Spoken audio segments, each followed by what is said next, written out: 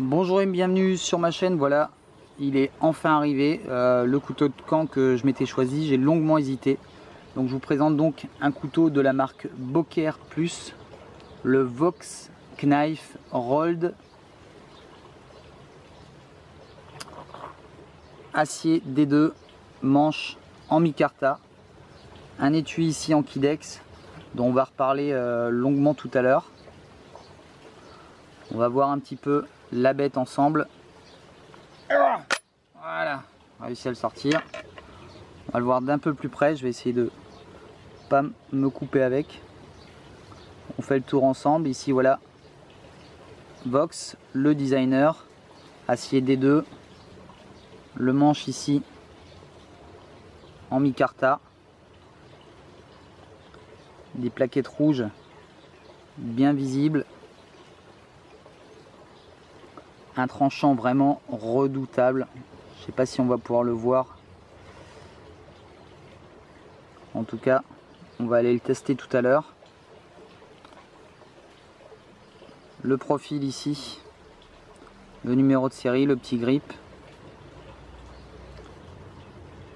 Je vous donne donc les dimensions de ce couteau, en tout cas son poids. Son poids complet avec donc son étui est de 346 grammes. On est sur 270 grammes le couteau seul. On est sur une longueur totale de 28,5 cm. Une longueur de lame de 14 cm en acier de 2. On est sur 4,5 mm de diamètre. Donc un gros bébé. Pour une fois, c'est un couteau que j'ai choisi parce qu'un ami revenait de métropole. Donc je l'ai vraiment choisi. Je suis tombé amoureux de son design. J'avais un petit peu peur ici de cette partie là, mais finalement au niveau de la prise en main, c'est vraiment instinctif. On va mettre deux doigts de chaque côté. On va se retrouver ici avec le couteau en main. Ici pareil, ça va venir épouser là. Donc vraiment une bonne prise en main. Les plaquettes sont assez fines, donc vraiment une bonne prise en main. Également, moi j'apprécie assez ces petites parties ici qui me permettent de mettre la main pour pouvoir venir travailler un petit peu plus proche de la lame. Ici, le micarta est légèrement en retrait, comme on peut le voir, d'environ 1 mm. Ça va me permettre de venir bâtonner au-dessus si je le souhaite. Ici, des rainures profondes qui me font pas mal aux doigts, ça c'est assez intéressant. Une émouture complètement plate, c'est ce que j'avais envie également. Un revêtement, alors on le voit un petit peu ici, qui est un petit peu texturé. Donc on va voir un petit peu comment ça réagit, comment ça va accrocher dans la matière. Alors on risque d'avoir un petit peu des déchets qui vont venir s'introduire dedans. Est-ce que ça va un petit peu accrocher la matière? Je ne sais pas encore. En tout cas, ce revêtement se retrouve sur l'ensemble du couteau. Évidemment, plate semelle, ça va être un couteau avec lequel on va faire des gros travaux. Ici un numéro de série, ici le 0191, qui est assez drôle pour le petit clin d'œil, c'est qu'il n'y a pas longtemps j'ai acquis le Buck 192, donc pour la petite blague c'est assez sympa. Deux énormes trous ici dans le manche qui vont me permettre évidemment d'y passer une petite dragonne pour sécuriser mon couteau. On va pouvoir en passer une ici et éventuellement pouvoir bloquer la main de l'autre côté, ça c'est assez sympa. Je pense que ça réduit également un petit peu le poids du couteau et peut-être que, alors ça je ne sais pas, ça va peut-être atténuer un petit peu les vibrations avec les intercalaires rouges et ça, peut-être que ça joue un petit peu au niveau des vibrations. Maintenant on va parler un petit peu de l'étui qui est un peu particulier pour ce couteau. C'est un étui qui est donc, c'est noté que c'est un étui en Kydex. Moi ça ressemble plus un peu à du plastique dur. Le couteau dedans, vous allez voir, regardez. Si je le glisse simplement comme ça, hop, je regarde ce que je fais. Ah bah là il tient, voilà, donc des Bonaldi ça marche pas. Là ça bouge pas du tout, il n'y a pas du tout de jeu. Parfois, donc attention pour le retirer, ne venez pas mettre vos doigts ici. Tenez-le vraiment bien là, il est vraiment bien maintenu dedans. Attendez, hop, je vais le faire hors caméra, voilà. Parfois, je le mets à l'intérieur, voilà comme ici. Vous entendez? Là je suis vraiment dans le vide. Alors le couteau est maintenu, il va pas tomber, il va pas sortir. Par contre, il n'est pas correctement mis dedans. Donc pour ça, il faut vraiment venir un petit peu de cette façon à l'intérieur, venir ici, clac, et là ça va venir se bloquer. Donc là c'est un petit peu, pour moi, un petit point négatif. Voilà, là ça bouge plus, il n'y a pas de souci. Ici on a un petit trou qu'on voit plus parce que forcément la lame est à l'intérieur. C'est aussi un repère, si vous le mettez mal à l'intérieur, le couteau, la pointe va se trouver là, donc vous allez avoir un vide. Donc là ça va me permettre de drainer l'eau. En même temps, je trouve qu'il aurait pu aller jusqu'au bout simplement, ou le faire vers le bas. Enfin, voilà, ça c'est un avis personnel. Ici, ça va pas du tout servir ça à retirer le manche parce qu'il est vraiment dedans. Donc là, il va pas bouger du tout. Ici, c'est livré avec ça. Alors, je vous en parle tout de suite parce que je l'ai pas encore installé. Moi, je vais peut-être pas forcément le porter à la ceinture. Par contre, j'ai pas trop compris. Vous allez voir. Ici, voilà une petite partie un peu dans le même plastique, qui me paraît un petit peu léger au vu de la taille et du poids du couteau, avec simplement 2 vis livrées avec. Alors a priori, si je suis pas trop con, ça devrait venir se fixer ici, mais là je me retrouve ici un petit peu embuté de ce côté là. Ici au milieu je vois pas l'intérêt non plus, là pour un port éventuellement à l'envers, en sachant que même si j'arrivais à le mettre de cette façon, imaginez que la ceinture soit là, là j'ai vraiment toute cette partie qui va venir arriver là, quasiment presque à la moitié de mon torse. Donc je trouve ça pas terrible du tout. Ici un petit système à rainure avec des vis Torx qui vont me permettre de faire glisser ça. Pour moi je pense que c'est un petit peu pour l'adapter le plus possible à son ceinturon. Maintenant moi je trouve vraiment ce système ultra léger. Donc ça c'est vraiment pour moi le côté moins de ce couteau. On va aller le tester ensemble. On va un petit peu voir ce qu'il vaut sur le terrain. Un tranchant vraiment, comme je vous le disais, plus que rasoir. Vraiment c'est absolument impressionnant pour ce type d'outil. Acier D2, pourquoi j'ai choisi l'acier D2? Parce que moi je suis dans un environnement où on va dire milieu maritime, et ensuite des conditions très humides dans la forêt, etc. À La Réunion. Donc j'ai choisi un acier inoxydable. L'acier D2 c'est un acier qui est extrêmement résistant, qui est par contre assez difficile à affûter.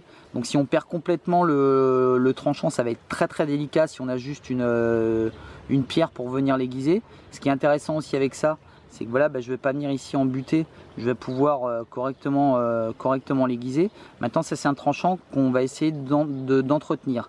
Du coup ce revêtement noir n'a pas vraiment de spécification technique, puisque voilà, il va venir à la limite juste changer un petit peu l'aspect de la lame. Donc moi ça va pas me déranger s'il commence à partir, puisque derrière la lame ne devrait pas subir de corrosion. Donc on va un petit peu faire des tests de coupe. On va essayer évidemment de faire du bâtonnage avec, ça va pas être le souci. Enfin voilà, tout ce qu'on fait traditionnellement avec ce genre d'outils. Pour la prise en main ici à l'arrière, comme j'ai un débord ici, évidemment je vais venir pouvoir vraiment le tenir ici à l'arrière, avoir vraiment une grosse amplitude et pouvoir l'utiliser pour tout ce qui est coupe à la volée de manière assez efficace, je pense. Rapidement un petit test de coupe déjà sur le papier pour que vous vous rendiez compte un petit peu, voilà, du type de tranchant auquel on a affaire. Je vais essayer de me rapprocher ici. Voilà, ça rentre mais direct dans la matière. C'est juste hallucinant. Voilà, il y a zéro souci. Comme je vous le disais, tranchant rasoir sorti de boîte, il n'y a rien à faire. Il y a juste à l'utiliser. Voilà, on commence avec des matériaux plus ou moins souples. Ici, une petite corde dont on dispose tous. Voilà. Là, je vous parle même pas de couple, hein. Là c'est directement, là il y a zéro souci, vous imaginez bien. Donc là encore moins ici, il n'y a même pas à appuyer. On va passer sur un matériau un petit peu plus costaud que tout le monde connaît, le tuyau d'arrosage. Donc là je me place de cette façon, hop là ça bouge un peu à chaque fois. Là il y a zéro souci là. On va essayer comme ça. Pareil, c'est un peu plus délicat à faire, faut vraiment taper, faut y aller. Voilà. On va venir essayer de couper ici une grosse section de multipliant. Donc le multipliant, c'est quelque chose de très fibreux qui est assez difficile, à couper. On va voir un petit peu comment il s'en sort. Ça fait à peu près 8 cm de diamètre, donc c'est assez costaud. Je vous élague un petit peu ici pour avoir un petit peu plus de lumière.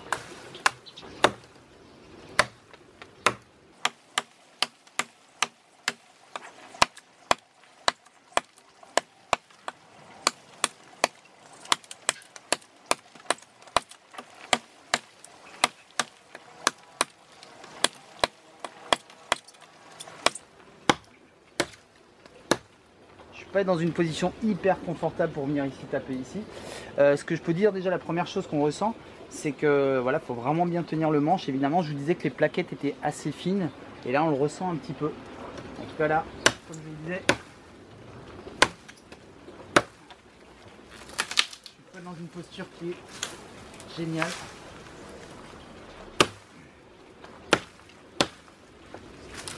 Je vous montre un petit peu le diamètre. Voilà, c'était relativement sec quand même, mais c'est quelque chose qui est assez délicat à couper. On va essayer de le redébiter en bout un petit peu plus petit. Je vous en parlais à l'instant, une prise en main assez fine ici. J'étais un petit peu dans une posture qui n'était pas pratique en tout cas. Donc là, je suis un petit peu plus à l'aise. Donc pour essayer de venir débiter ce morceau ici. Allez, on y va. J'attaque par le nœud direct, c'est pas du tout là où je voulais taper, mais bon.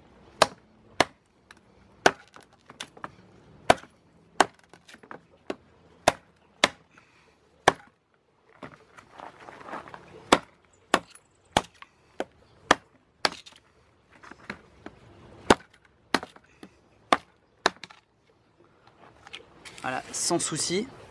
Maintenant, encore une fois, au niveau de la prise en main derrière, c'est bien de mettre ça parce qu'on sent que ça chape un peu. Faut vraiment essayer de le tenir. Alors là, c'est vrai que j'étais vraiment sur les 2 doigts derrière. Donc c'est délicat juste avec 2 doigts de venir tenir tout ça. Je vais essayer de venir maintenant refaire la même coupe en le tenant un peu plus fermement de ce côté. En tout cas, si tu veux te faire couper en 2, c'est le moment. Pousse-toi. Pousse-toi, pousse ton petit cul là. Oh là là. Allez, ce coup-ci, on va essayer d'atterrir ici entre le nœud. Donc là, prise en main un petit peu plus classique, on va dire.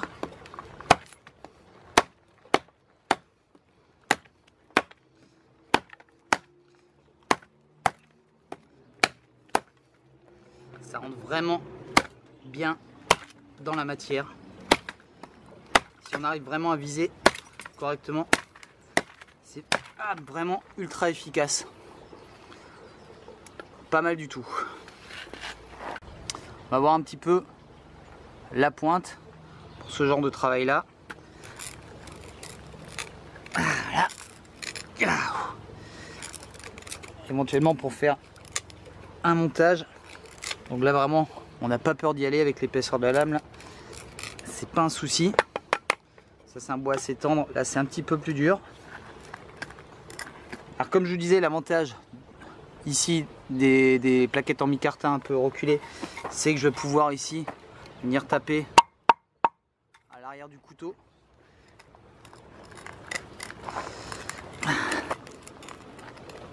Voilà, il n'y a pas de souci. On arrive vraiment à creuser. C'est une pointe qui est vraiment acérée. Il n'y a pas de souci. Alors on peut voir tout de suite ici. Alors je vais peut-être dézoomer un petit peu, pardon. On va voir le bout de la pointe ici, le revêtement, qui a tendance à un petit peu partir. Comme je vous le disais, moi ça me gêne pas plus que ça. On va voir maintenant comment ça se débrouille sur du bâtonnage un peu plus costaud. Du bois très sec, une grosse section. J'ai l'habitude de couper avec la Machete Condor, donc on va voir un petit peu comment ça se passe avec le boker. Ici j'ai ma petite massue que je me suis faite pour le bâtonnage justement. Je vais essayer de me placer comme ça, voilà, et c'est parti. Hop, on va venir à peu près à ce niveau là. Je me recule un tout petit peu et on y va.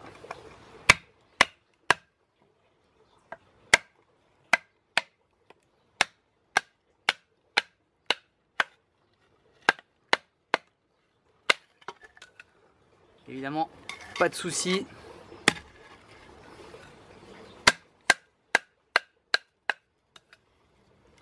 Ici pareil, possibilité de faire levier 4,5 mm, ça va pas bouger. Ce qui est intéressant ici, c'est la petite partie plate, parce que je vais me retrouver, regardez, on va le refaire. Généralement, si je tiens le couteau un petit peu incliné comme ça, et cette partie, j'essaie de la laisser le plus horizontalement possible. Voilà, là, je vais me retrouver avec un couteau qui va vraiment couper dans le bon sens. Je suis légèrement incliné ici vers le bas. Voilà, sans souci. Donc pour l'instant, on va le voir tout de suite ensemble. Là, voilà, le revêtement qui a tendance un petit peu à partir. Un peu de matière qui reste, ça on le savait. Maintenant au niveau de la prise en main, je voulais vous en reparler. Faire un petit tour, un petit retour ici, on va encore essayer de couper quelques petites choses. Là je suis vraiment très bien. Là aussi vous avez vu pour les coupes des copeaux c'était pas un souci. Là aussi pareil. Maintenant à l'arrière je trouve que c'est un petit peu fin. Ici vraiment les plaquettes sont un peu fines. On a vraiment l'impression qu'il va se barrer des mains le couteau. Faut vraiment le tenir vraiment très fermement. Je vous ai dit les premières coupes, je les ai prises un peu comme ça. Enfin, j'ai tenu mon couteau vraiment à l'arrière. J'ai une grosse amplitude, donc c'est assez sympa. Je sens forcément qu'après au niveau du choc, je vais avoir un petit retour en arrière. J'ai du mal à stabiliser avec mes mains. Il faut vraiment serrer très fort. Quand je me retrouve avec cette prise en main ici, j'ai forcément beaucoup moins d'amplitude. Donc je vais avoir une coupe un tout petit peu moins efficace. Au niveau des coupes à la volée, on va essayer sur cette branche tout à l'heure là-bas. Je voulais vous dire aussi une petite chose, c'est que pour être le plus efficace possible, un couteau doit couper, forcément. Ça veut dire qu'au moment de l'impact, imaginons que ce soit la branche ici, je vais essayer pas de taper comme ça, un petit peu comme une hache. Je vais vraiment essayer de venir ici taper à la base ici du tranchant et je vais venir essayer de découper. Donc dans l'idée vraiment avoir une coupe qui soit vraiment le plus efficace possible en venant couper et en venant juste pas taper simplement dessus. Donc là, je mets la dragonne pour plus de sécurité. Je me mets vraiment ici à l'arrière. Là voilà, on est vraiment sur de la petite section. Voilà, quand on va ramasser une branche par exemple, hops, et de voir un petit peu la débiter. Donc là, imaginez bien, c'est vraiment sans souci.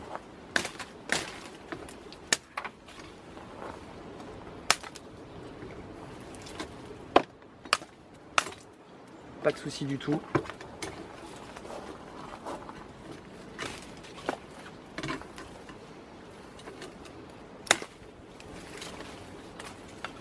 C'est vraiment du bois, du bois vert. Il faut le tenir, c'est ça la difficulté.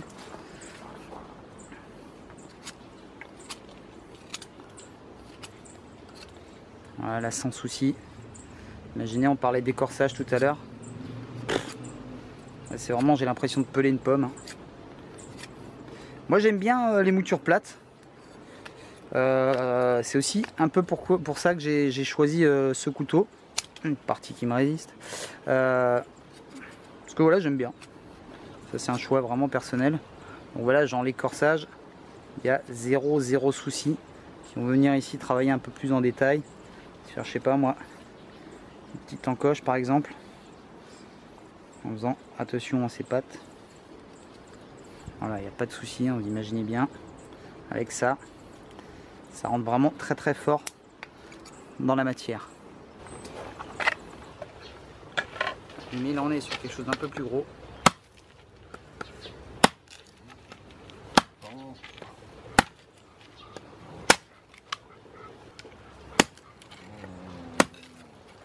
Encore une fois, je sens que ça ride assez rapidement derrière. Boum. Donc il faut vraiment que je le maintienne là. Il faut vraiment que je serre ici.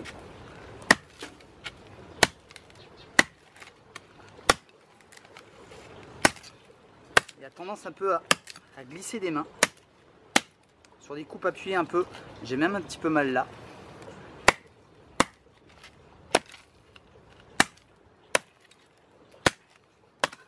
Voilà. La poignée aurait été un tout petit peu plus grosse, ça aurait été pas mal du tout. surtout pour ce genre de coupe appuyée où j'ai pas mal de retours. Donc, je vous le remontre ici un peu là. Quand je me place un petit peu comme ça, boum, j'ai pas mal de retours ici dans le petit doigt. Alors c'est normal, hein, ça bascule. Quand je suis un peu à l'arrière ici, j'ai l'impression d'avoir pas assez de poigne, en tout cas moi, avec juste deux petites choses comme ça. Là c'est un peu parce que je tape comme un sourdingue. D'accord. On va voir également comment se comporte le couteau quand il va être dans un milieu un petit peu humide. Donc là des bulles, je sais pas si on le voit. Hop. Là le trou de drainage, il fait vraiment son boulot. Je vais vous le refaire, regardez près. Hop là, la petite fontaine. Ça c'est pas mal du tout.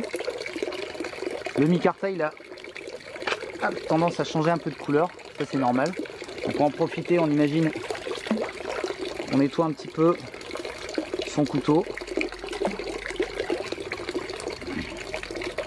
Là voilà. Là on va voir un petit peu plus les traces. Je me retrouve ici avec quelques petites traces. Voilà, où j'ai un peu le grip qui est parti de ce côté là. Le micarta évidemment qui change un tout petit peu de couleur. Alors c'est sympa, c'est un vert un peu plus foncé. Maintenant au niveau du maintien, c'est intéressant d'avoir un couteau. Imaginons que j'ai les mains mouillées, j'ai ce couteau là. Comment il va réagir. Donc on va un petit peu voir avec le couteau mouillé ce que ça peut donner au niveau des coupes. Donc voilà, j'ai le couteau un petit peu humide, enfin même beaucoup humide. Alors attendez, je vais enlever ma machette ici, ma massue. Hop. On va voir ce que ça donne sur des coupes appuyées justement de ce type. Voilà, alors là je sens que il n'y a pas de souci, hein. Honnêtement il n'y a pas de souci. Pour deux raisons. C'est déjà que là ici je suis vraiment bloqué par ce côté là. Et au-dessus là c'est vraiment très agréable. C'est vraiment pas agressif du tout pour le pouce. Je vais essayer un petit peu comme ça. Voilà, c'est pas mal aussi pour faire ce genre de travail. Ah, c'est vraiment pas mal ça. Ça c'est vraiment bien. C'est vraiment pas du tout agressif.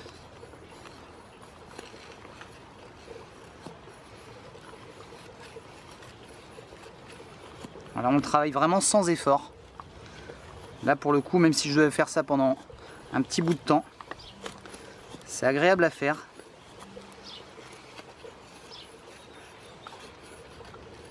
Non, c'est pas mal du tout. C'est pas mal du tout.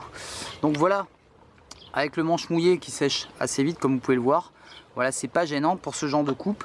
Évidemment, pour des coupes un peu plus appuyées, des coupes à la volée, n'oubliez pas de mettre ça parce qu'encore une fois, ça va rien changer. La poignée va pas grossir. Je vais continuer à risquer de glisser et peut-être même encore plus avec le manche mouillé, bien évidemment. Petite chose à voir encore, la petite barre magnésium que vous connaissez tous, voir si avec le revêtement j'arrive quand même à produire des étincelles. Voilà, un tout petit peu. Alors honnêtement suffisamment. Par contre regardez, là c'est clair, net et précis. Je sais pas si on va le voir là, voilà. Là j'enlève vraiment de la matière au niveau, hop là, au niveau de l'arête du couteau. Ça c'est clair et net, forcément. Après, deux méthodes pour utiliser ça. Avec un couteau très lourd ici, c'est très difficile de faire ça. Je vous conseille plutôt de venir planter ici et de venir tirer le fire stick. Ça marche tout aussi bien. On est beaucoup plus stable. Généralement quand on fait ça, les copeaux ils partent en l'air, c'est le merdier. Donc là voilà, je plante mon couteau un petit peu là, je le stabilise et je viens ici tirer au niveau du fire stick pour venir créer des étincelles. Donc là on le voit d'un peu plus près, voilà. Forcément là, le revêtement il n'est pas fait pour. J'ai besoin aussi de toucher l'acier pour produire des étincelles. Alors voilà, on se retrouve avec l'étui et la fameuse attache. Donc moi je suis droitier, je souhaite donc mettre cette plaquette ici.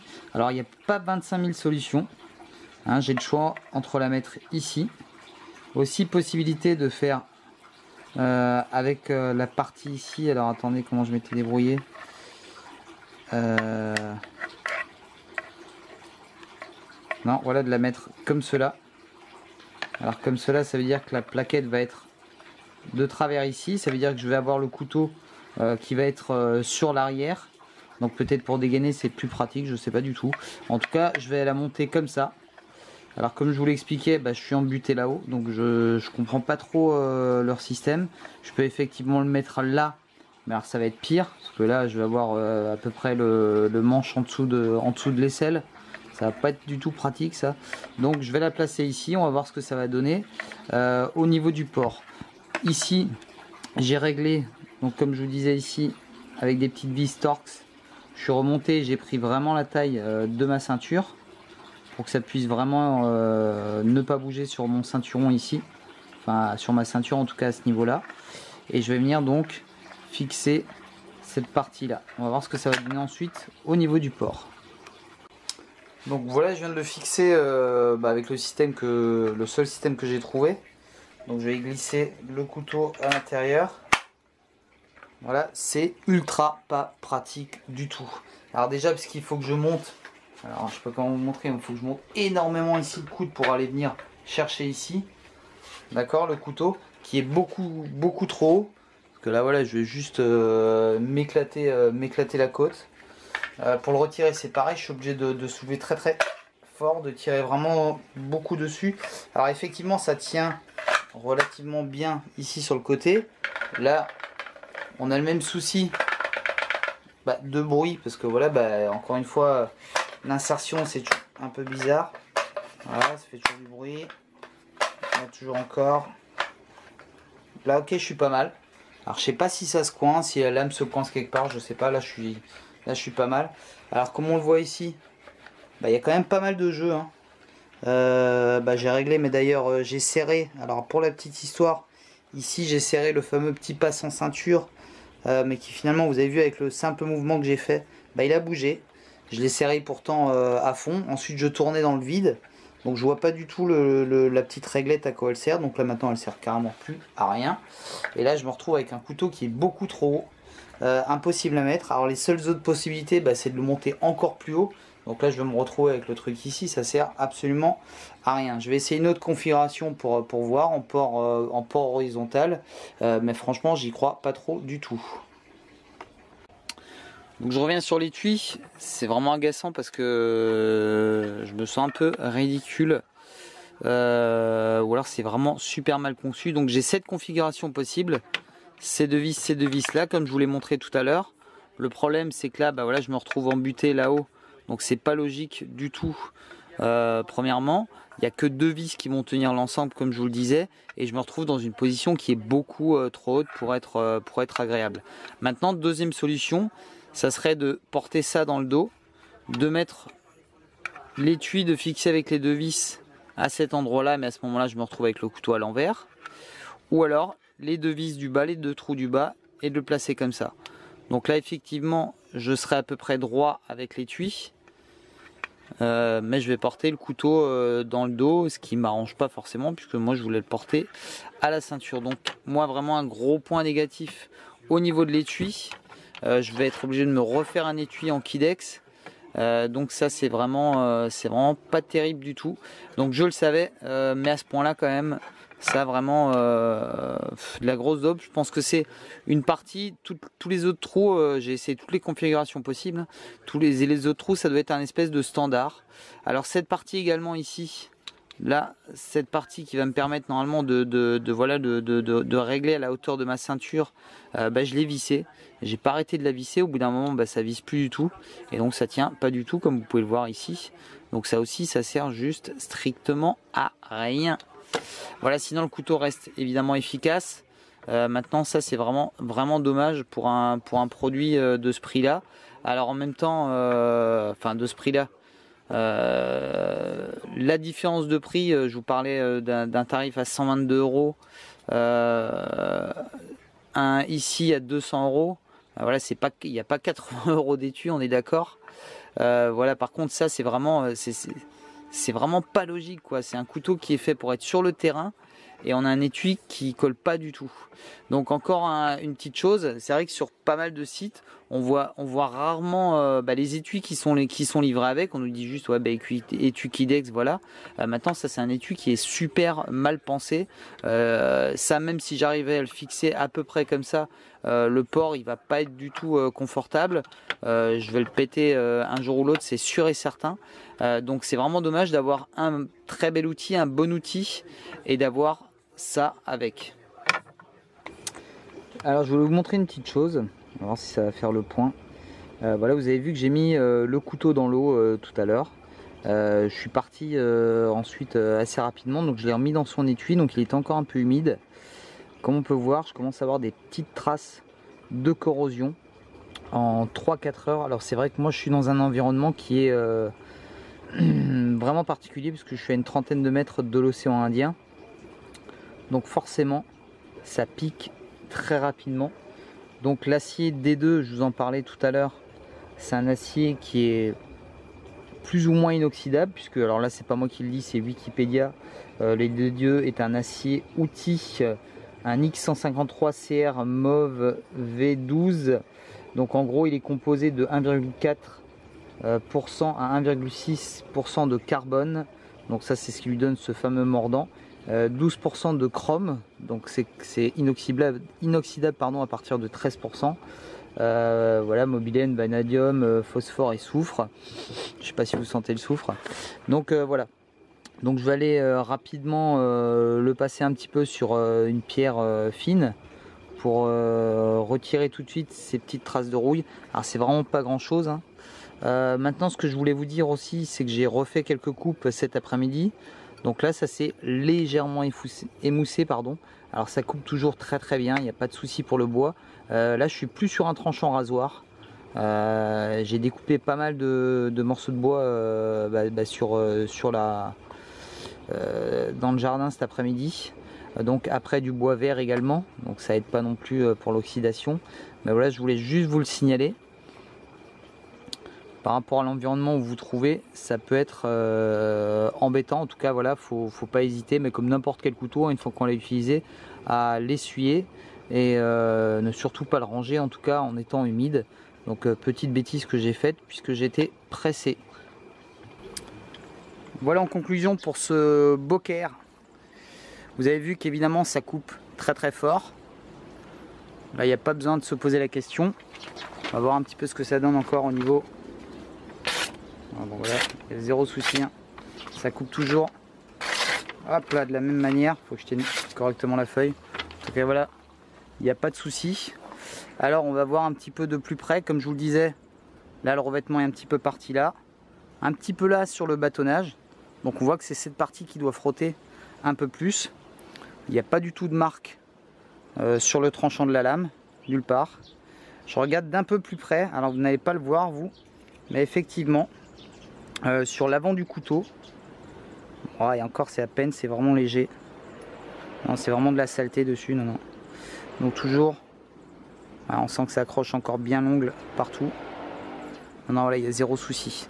Au niveau de la prise en main, comme je vous le disais, je le répète encore une fois, j'ai fait d'autres coupes hors caméra. Là on est vraiment pas mal. Là on est vraiment pas mal. Quand on est sur l'arrière, c'est un petit peu fin. Et j'ai pas des mains énormes. Wow. J'ai pas des mains énormes, je dois être au niveau de, je crois que c'était 7,5 ma taille de gant, pour vous donner un petit peu un ordre d'idée. Donc quand je me retrouve ici à l'arrière, je sens que j'ai un tout petit peu de mal. Alors c'est peut-être un coup à prendre, hein. Vous savez que j'avais la grosse CRKT qui au début m'intriguait un petit peu dans sa prise en main. Là je suis pas mal du tout. Je suis bien ici. Après je sens que voilà, faut avoir de la poigne, hein. C'est toujours pareil, on tape assez fort sur du bois. Donc faut réussir à l'avoir bien en main. Quand je me retrouve comme ça à taper à la volée, bah, j'ai un petit peu moins d'amplitude. Alors ça marche très très bien évidemment, hein. Je vais peut-être mettre 2 coups de plus pour arracher une branche et tout. Là voilà, ici, peut-être essayer de faire un système où je suis un peu plus maintenu là. Voilà, un espèce de nœud ici comme ça. Là peut-être que je serais pas mal du tout. Et l'avoir vraiment bien en main. Donc après une bonne poigne ici pour venir taper. Maintenant, je le répète, mais vous allez vous en douter, ça sera jamais aussi efficace pour moi qu'une machette. Une machette, ça va être beaucoup plus grand, je vais avoir beaucoup plus d'amplitude. Ça c'est sympa si on se dit ok, je prends qu'un couteau. À la limite un second couteau, un plus petit couteau. Et voilà que je me dis que ça va me servir de machette parce que j'ai pas la place pour emmener la machette, etc. Donc je veux simplement prendre uniquement un couteau, un gros couteau de camp. J'avais hésité avec le modèle Easy. forcément. Moi ce qui me gênait un petit peu c'était que tout le monde l'a, voilà, tout le monde l'a, il doit être super efficace, j'en suis même certain. L'étui Kydex c'est très bien sur ce genre de couteau. Maintenant c'était un acier carbone, moi je voulais pas un acier carbone par rapport à la corrosion que j'avais ici. Il y avait d'autres couteaux comme le Cool Steel qui m'intéressaient aussi, notamment le Trailmaster. Le Trailmaster, il y a une grosse garde ici des deux côtés, c'est ce qui me gênait, c'était un couteau qui était un peu plus long. Là je trouve que 14 cm c'est déjà pas mal, c'est déjà un gros bébé comme vous pouvez le voir. Hop, je le remonte d'un peu plus près. Donc vous voyez, comme je vous disais un petit peu, ici voilà, c'est pas gênant, moi ça me gêne pas du tout, ça va véritablement être un outil. Là ça a pas mal du tout, vraiment, même sans les gants. Vous avez vu que j'ai travaillé un petit peu sans les gants, c'était vraiment pour avoir le meilleur maintien possible. Je vous parlais des vibrations tout à l'heure. J'ai pas senti trop de vibrations dans le bâtonnage. C'est important aussi parce que j'ai certaines matchettes aussi dans des aciers très durs. Bang, ça vibre. Encore une petite chose, écoutez. Pour ceux qui connaissent un peu l'acier, on entend un petit peu comme ça. Et on reconnaît un petit peu la densité de l'acier quand on fait jouer un petit peu le son. Donc c'est vraiment quelque chose de très dense. Donc je vous le répète encore une fois, 266 grammes, c'est pas super énorme. Donc on a une amplitude mais qui est pas extraordinaire non plus. Mais vous avez vu que ça suffit largement. Voilà, donc si ce design vous plaît, je vous invite à aller le voir, à aller le retrouver, etc. Abonnez-vous à ma chaîne. Mettez un petit pouce si ça vous a plu, n'hésitez pas à partager la vidéo, ça me fera toujours plaisir de discuter avec des gens qui ont éventuellement ce couteau, ça m'intéresserait d'avoir leur point de vue, également ceux qui ont d'autres couteaux, le ici, etc., d'autres couteaux de camp, me dire pourquoi ils trouvent cette lame bien ou pas, je sais pas, enfin voilà, c'est toujours sympa de pouvoir partager un peu notre passion des couteaux. Tika, je crois que tu vas faire partie de la dernière coupe si tu continues à râler. Je vous souhaite de passer une bonne fin de journée, je vous dis à très bientôt sur ma chaîne.